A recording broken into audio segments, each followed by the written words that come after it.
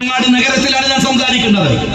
ഈ നഗരസഭയിൽ അകത്തു നിൽക്കുന്ന ഇവിടുത്തെ കച്ചവടക്കാരോട് ചോദിക്കട്ടെ, നിങ്ങളുടെ ടാക്സ് എത്ര വർദ്ധിപ്പിച്ചു? കടകളുടെ, വീടുകളുടെ, തൊഴിലുകളുടെ ഏതു ടാക്സാ വർദ്ധിപ്പിക്കാത്തത്? ഇതൊക്കെയും പിടിഞ്ഞെടുത്തിട്ടും എന്താണ് കേരളം കടത്തിലേക്ക് പോകുന്നത് എന്ന് നിങ്ങൾ ചിന്തിച്ചിട്ടുണ്ടോ? ശമ്പളം കൊടുക്കാൻ പൈസ കടം വാങ്ങണം, പെൻഷൻ കൊടുക്കാൻ പൈസ കടം വാങ്ങണം. ഞാൻ CPM-കാരോട് സ്നേഹപൂർവ്വം ചോദിക്കട്ടെ, ഒരു രാജ്യത്തിലെ ഏറ്റവും ഐക്യം എന്ന് പറയാവുന്ന ചില കാര്യങ്ങളുണ്ട്.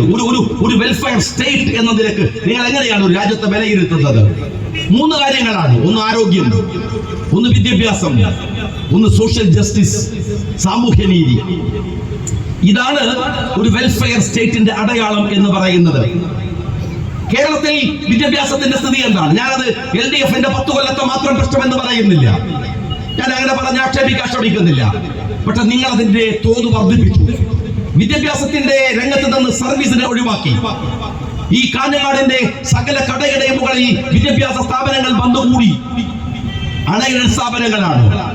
കേരളത്തിലെ ഏറ്റവും വലിയ വ്യവസായം എന്ന് പറയുന്നത് വിദ്യാഭ്യാസമാക്കി മാറ്റി. ഒരു ഇടതുപക്ഷ സർക്കാർ അന്താരാഷ്ട്ര യൂണിവേഴ്സിറ്റികൾക്ക്, കേരളത്തിലേക്ക് സ്വാശ്രയ യൂണിവേഴ്സിറ്റികൾക്ക് നിങ്ങൾ പരവതാനി വിരിച്ചു കൊടുത്തു. നമ്മുടെ കുട്ടികളൊക്കെ രാജ്യം വിടുകയാണ്. ഏത് കുട്ടികൾക്കാണ് ഞാൻ ചോദിക്കുന്നത്? നിങ്ങൾ ഇവിടെ ഈ കാഞ്ഞങ്ങാടങ്ങാടിയിൽ വിദേശത്തേക്ക് പഠിക്കാൻ പോകാൻ സഹായം ചെയ്തു കൊടുക്കുന്ന ട്രാവൽ രീതിയിലുള്ള എത്ര ഇൻസ്റ്റിറ്റ്യൂഷൻ ഉണ്ട്? എത്ര എണ്ണമുണ്ട്? എത്ര കുട്ടികൾ ഇത്തവണ ജർമ്മനിയിലേക്ക് പോയി എന്ന് നിങ്ങൾക്കറിയുമോ? UK-യിലേക്ക് പോയി എന്നറിയുമോ? അമേരിക്കയിലേക്ക് പോയി എന്ന് നിങ്ങൾക്കറിയുമോ?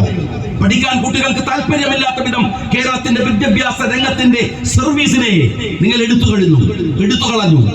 82,000 സീറ്റ് യൂണിവേഴ്സിറ്റികളിൽ ഒഴിഞ്ഞു കിടക്കുന്നു. ഞാൻ വെറുതെ പറയുന്നതല്ല. 82,000 സീറ്റുകൾ കേരളത്തിലെ യൂണിവേഴ്സിറ്റികളിൽ ഒഴിഞ്ഞു കിടക്കുന്നു. ആ കോഴ്സുകളിലേക്ക് വരാൻ ആളുകളില്ല, ആളുകൾ വരുന്നില്ല. എന്റെ സഖാക്കളെ, നിങ്ങൾ പഴയ പോസ്റ്റുകൾ എടുത്ത് പരിശോധിക്കണം. നിങ്ങൾ കേരളത്തെ താരതമ്യം ചെയ്തത് സ്കാൻഡിനേവിയൻ കൺട്രികളോടാണ്, സ്കാൻഡിനേവിയൻ രാജ്യങ്ങളോടാണ്. ഈ രാജ്യം പുരോഗമിക്കണം, മുന്നോട്ട് പോകണം. ഏതുപോലെ? സ്കാൻഡിനേവിയൻ രാജ്യങ്ങളെ പോലെ. എന്നാൽ സഖാവ് പിണറായി വിജയൻ കഴിഞ്ഞ നിയമസഭയിൽ പറയുന്നത് നിങ്ങൾ ആന്ധ്ര നോക്കൂ എന്നാണ്, നിങ്ങൾ തമിഴ്നാട് നോക്കൂ എന്നാണ്, നിങ്ങൾ കർണാടക നോക്കൂ എന്നാണ്. അതിനേക്കാൾ ഭേദമല്ലേ കേരളം എന്നാണ്.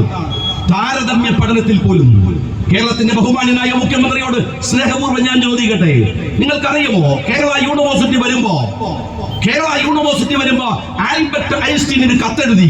ഈ മലയാളം നിങ്ങൾ കേരള യൂണിവേഴ്സിറ്റിയിൽ പോയാൽ ആൽബർട്ട് ഐൻസ്റ്റീനിന്റെ കത്തുണ്ട് അവിടെ. മറുപടി കത്ത്, ക്ഷമിക്കണം, എനിക്ക് വരാനാവില്ല.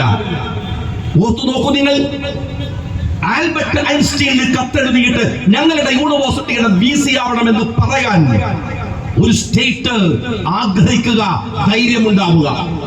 ആ നാടാണ് നമ്മുടെ കേരളം. സ്വപ്നങ്ങൾ വലുതായിരുന്നു. എത്ര വലിയ സ്വപ്നമായിരുന്നു നമുക്കുണ്ടായിരുന്നത്.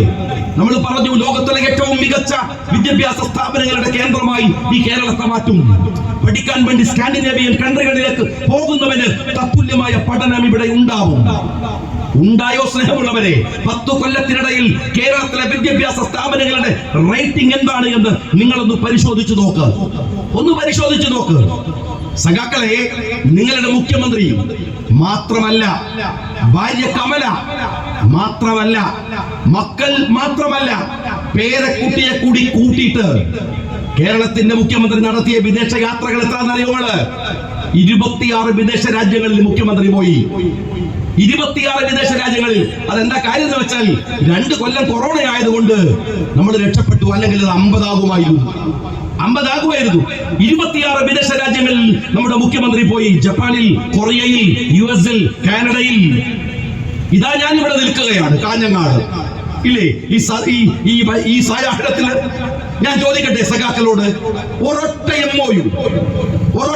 MOU ഏതെങ്കിലും ഒരു രാജ്യത്തിന്റെ വിദേശ സന്ദർശനത്തിന് ശേഷം നിങ്ങളുടെ മുഖ്യമന്ത്രി ഒപ്പിട്ടിട്ടുണ്ടോ?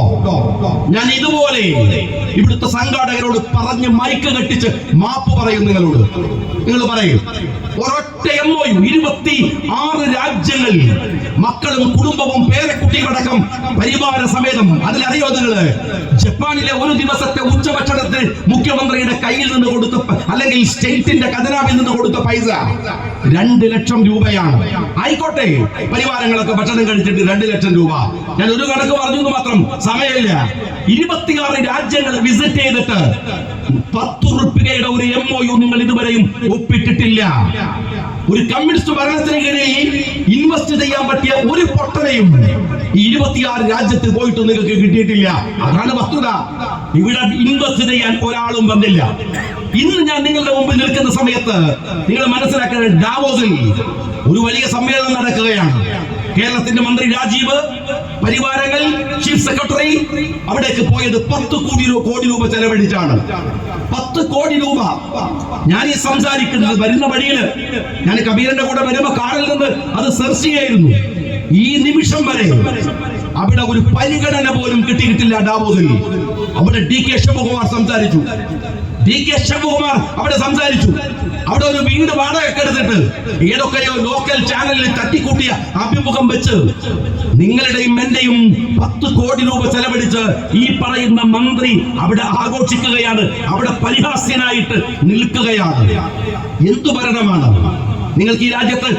ഈ രാജ്യത്തിന്റെ വർഗീയത പറഞ്ഞ് മനുഷ്യരെ തമ്മിൽ തല്ലിച്ച് നിങ്ങൾക്ക് മറച്ചു വെക്കേണ്ടത് ഇതൊക്കെയാണോ എന്നാണ് സ്നേഹപൂർവ്വം ഞാൻ നിങ്ങളോട് ചോദിക്കുന്നത്. സഖാക്കളെ,